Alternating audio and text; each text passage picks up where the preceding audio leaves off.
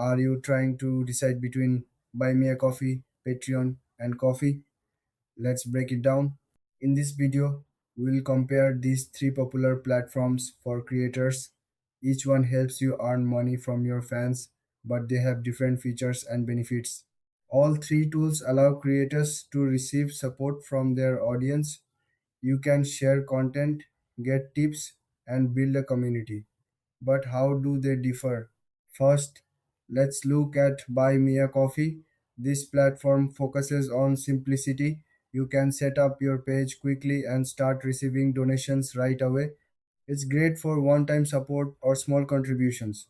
Plus, it has a clean interface that's easy to navigate.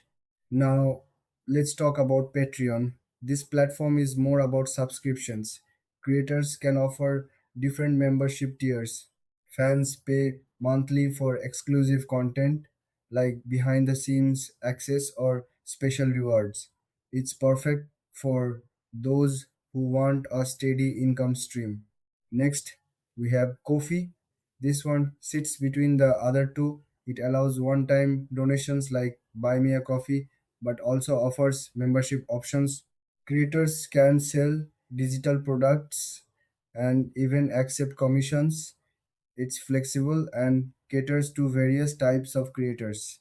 When it comes to key differences, Buy Me a Coffee is straightforward, while Patreon is more structured with memberships.